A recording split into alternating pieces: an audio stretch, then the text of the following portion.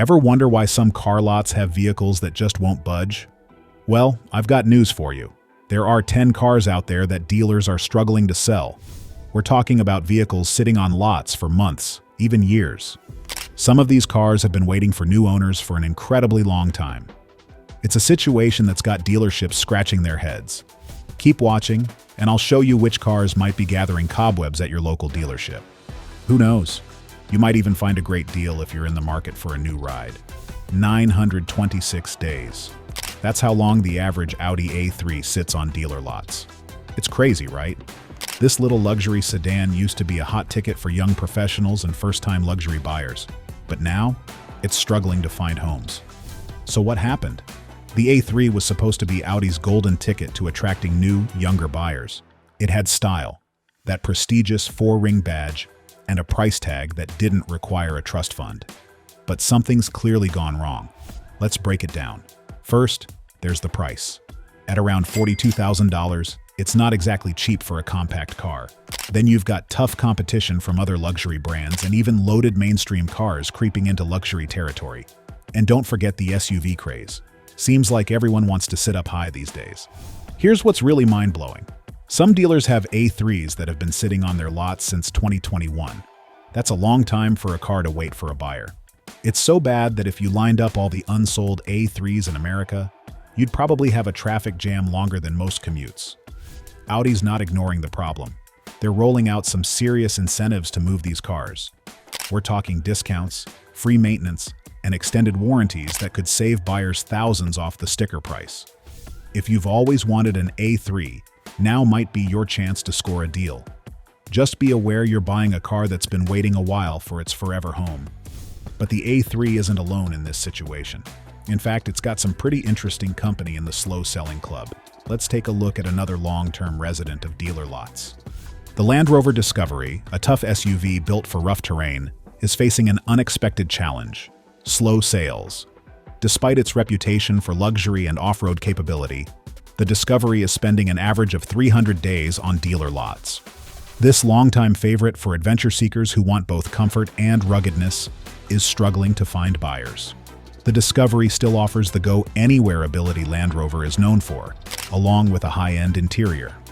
However, its starting price of $75,000 is a major hurdle for many potential customers.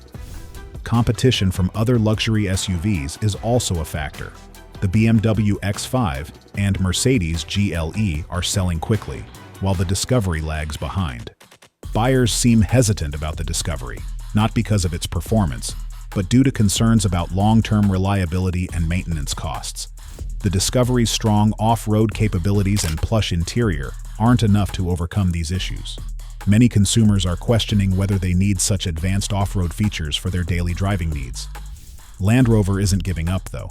Rumors suggest a redesign is in the works, potentially addressing some of these concerns with updated technology and improved efficiency. For now, the Discovery remains in a holding pattern, waiting for buyers willing to take a chance on its unique blend of luxury and capability. The Chrysler Voyager has been sitting on dealer lots for 283 days, waiting for a family to take it home. In a market dominated by crossovers and SUVs, this minivan is struggling to find its place. The Voyager is Chrysler's budget-friendly minivan, designed for families who need space without spending too much. But minivans have lost their popularity as SUVs have taken over the family vehicle market. People prefer sitting up high in an SUV, thinking it's safer and more fun to drive. Despite its challenges, the Voyager has some advantages. It offers plenty of space for kids, pets, and cargo. It's easier to get in and out of than an SUV and costs less than many crossovers. However, when people do choose a minivan, they often go for well-known models like the Honda Odyssey or Toyota Sienna, which have more features and a stronger reputation. The future of minivans is uncertain. Some think they're on their way out, while others believe they might make a comeback with new technology or updated designs. For now, the Voyager is in a tough spot. Here's where it gets interesting. Because these vans aren't selling well, dealers might offer some great deals. We're talking big discounts, extra features, maybe even some free maintenance. If you're looking for a family vehicle and don't mind going against the trend, the Voyager could be worth checking out. You might end up with a practical car at a great price. Now let's move on to another vehicle that's having trouble selling, despite its promise of speed. The Nissan Z, a sports car with impressive stats like 0 to 60 miles per hour in 4.5 seconds, is facing unexpected sales challenges. Despite positive reviews for its looks and performance, it's lingering on dealer lots for an average of 278 days, over 9 months. What's causing this sales slowdown? The price point is a factor. Starting at $43,000 and reaching up to $65,000 for higher-end models, it's competing with established favorites like the Ford Mustang and Chevy Camaro. Some critics argue the base model's handling doesn't meet expectations for serious sports car enthusiasts, even though it's quick in a straight line. Production issues have limited supply, but with current sales figures, that's not the main concern. It's part of a broader trend. Affordable sports cars are generally struggling as buyers shift towards SUVs and electric vehicles. Nissan isn't ignoring the problem. They're considering special editions with unique paint jobs or performance upgrades to spark interest. For potential buyers, this could mean good deals as dealers look to move inventory. The sports car market is changing, and the Nissan Z's struggles highlight this shift. As we move to our next topic, we'll look at an electric car facing its own sales challenges in this evolving automotive landscape. Volkswagen's ID.4 is facing serious challenges in the electric SUV market. The vehicle is sitting on dealer lots for an average of 273 days, signaling a major setback for VW's electric vehicle strategy. The ID.4, Volkswagen's entry into the electric SUV segment, is struggling to gain traction. Starting at around $41,000, it offers decent range and a comfortable interior, along with VW's reputation for solid German engineering. However, it's struggling against fierce competition. Compared to rivals like the Tesla Model Y and Ford Mustang Mach-E, the ID.4 is lagging in sales. Buyers are expressing concerns about its range and charging speed, critical factors in the EV market. Some customers are also reporting issues with the car's technology and reliability, which is particularly problematic for a vehicle in this price range. Volkswagen isn't ignoring these issues. The company is reportedly working on improvements, including better range and faster charging capabilities. They're also boosting their marketing efforts to increase interest in the ID.4. But time is of the essence. The EV market is rapidly expanding, and VW needs to address these challenges quickly to stay competitive. The success or failure of the ID.4 could have significant implications for Volkswagen's broader electric vehicle strategy. Now, let's look at something completely different in the automotive world. We're shifting gears from compact electric vehicles to a segment that's big, bold, and far less fuel efficient. Remember when minivans were the ultimate family haulers? Jeep had other ideas with the Grand Wagoneer L. This SUV is massive, 226.7 inches long. That's almost 19 feet of American luxury, but it's spending 257 days on dealer lots. Looks like bigger isn't always better. Jeep wanted the Grand Wagoneer L to join the ultra-luxury SUV club with the Cadillac Escalade and Lincoln Navigator. They packed it with fancy leather, screens, and even a mini fridge. But buyers aren't biting. Let's talk price. The Grand Wagoneer L starts around $95,000 and can hit $117,000. That's serious money. At that level, you expect perfection. But word is it's falling short on quality and tech compared to rivals. Then there's the fuel economy. This SUV drinks gas like crazy. With unpredictable gas prices, many folks are thinking twice about buying something so thirsty. Meanwhile, the competition is crushing it. The Lincoln Navigator? It's selling 1,256 units in the same time the Grand Wagoneer L moves just 189. That's a huge gap. Jeep isn't giving up yet. There's talk of updates coming, maybe tech improvements, possibly even a hybrid version for better fuel economy, but they need to move fast. The luxury SUV market is changing, and right now, the Grand Wagoneer L looks stuck in the past. The Jaguar XF is facing unexpected challenges in the luxury sedan market. This mid-size luxury car, designed to compete with BMW and Mercedes, has been sitting in showrooms for an average of 249 days. Last month, Jaguar only sold 104 XFs. These numbers reveal a surprising shift in what luxury car buyers are looking for in 2024. Jaguar has a reputation for making sleek, powerful cars. But right now, the XF is struggling to find buyers. Let's look at why. The XF starts at about $50,000, which is competitive for a luxury sedan. However, it's up against tough competition. The BMW 5 Series and Mercedes E-Class are selling much better, with buyers feeling they offer more value. The XF does have some strengths.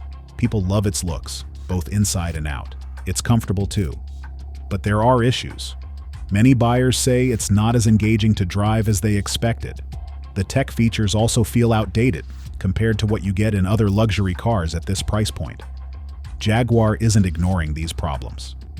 They're working on improvements, including a possible shift towards electric vehicles. But for now, they're keeping quiet about specific plans. If you've always wanted a Jaguar, this situation might work in your favor.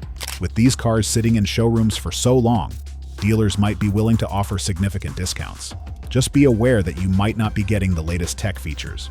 Now, let's take a look at another luxury car that's having trouble finding buyers. This one's from Germany, and it comes with a price tag that's sure to raise eyebrows. At $81,000, the Audi A7 should be flying off lots. Instead, it's parked for 243 days. That's over 8 months just sitting there. It's wild, right? This is Audi's luxury sportback, their fancy fastback sedan that's supposed to turn heads. But something's not adding up. The A7's got some good things going for it. It's sleek, powerful, and packed with tech. Reviews are pretty good too. People love how it looks and drives, but all that praise isn't turning into sales. So what's the holdup? That price tag is no joke. At $81,828, you're in serious luxury territory. And for that kind of money, you could be driving off in a loaded Audi Q7 or BMW X5. In today's market, SUVs are what people want. The A7's got some unique selling points though. That sleek sportback design catches eyes. It's more practical than a regular sedan with that big hatchback opening. And it can really move when you want it to. But is that enough when you could get a roomier SUV instead? Here's the thing. Dealers are getting antsy with these cars sitting around so long. We're hearing about some pretty sweet deals. Special financing, low lease rates, maybe even some cash incentives. If you play your cards right, you might be able to knock a big chunk off that sticker price. So if you've always wanted an A7, now could be your chance to grab one for less. The Mercedes CLA is struggling to find its place in the market. With a 234-day supply sitting on dealer lots, it's clear something's not working. Is this a sign that entry-level luxury sedans are on their way out? When the CLA first hit showrooms, it was Mercedes' attempt to attract younger buyers who wanted the prestige without the hefty price tag. Initially, it was a hit. Young professionals were eager to get their hands on that three-pointed star. But now, the story's changed. Let's look at the numbers. The CLA is sitting around for almost 8 months before selling.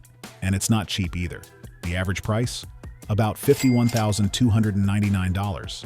That's a lot for a car that's supposed to be an entry point to luxury. The CLA's main problem is its identity crisis.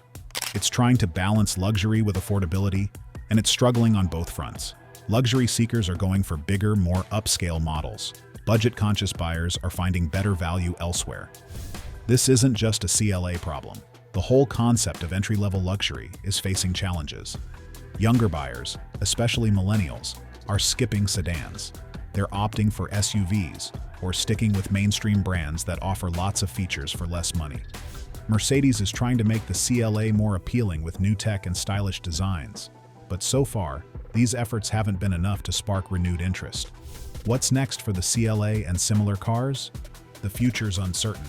Mercedes might need to rethink its strategy for this segment. They could make the CLA more luxurious to justify its price, or they might lower the price to compete with well-equipped mainstream brands. One thing's clear, the luxury car market is evolving rapidly. Right now, the CLA is caught in the middle, trying to find its place.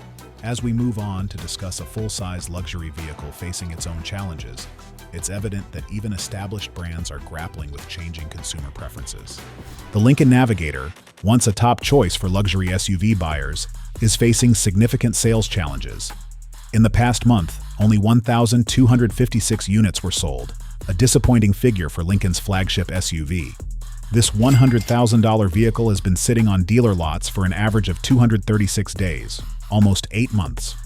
Several factors contribute to the Navigator's slow sales. First, its starting price of $83,200 is steep, even in the luxury market. The Cadillac Escalade, a direct competitor, starts at a lower price point of $79,900, while the Range Rover is pricier at $92,000. It seems to justify its higher cost in consumers' minds.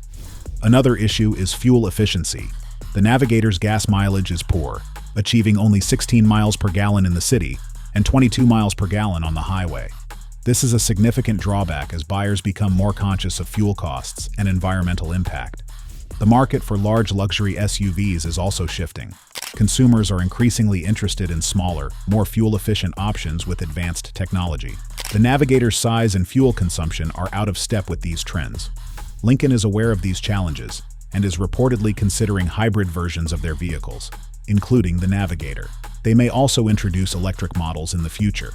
However, for now, the Navigator remains in a difficult position in the market. This situation with the Navigator reflects broader trends in the auto industry. From luxury SUVs to sports cars, many vehicle types are experiencing sales difficulties. These challenges raise questions about the future of car buying and consumer preferences in the automotive market. The auto market is going through major changes, with various types of vehicles struggling to find buyers. High prices are a significant factor, but consumer preferences are also shifting. Fuel efficiency, advanced technology, and practicality are becoming increasingly important to buyers.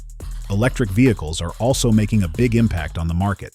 This situation could benefit those looking for a new car. With slow-selling models piling up, dealers are offering substantial discounts and deals. However, buyers should be cautious about purchasing outdated technology. The car buying landscape is evolving rapidly. We're seeing more electric options and potential shifts in how people acquire and use vehicles. While it's unclear exactly how things will change, the automotive industry is definitely in a period of transformation.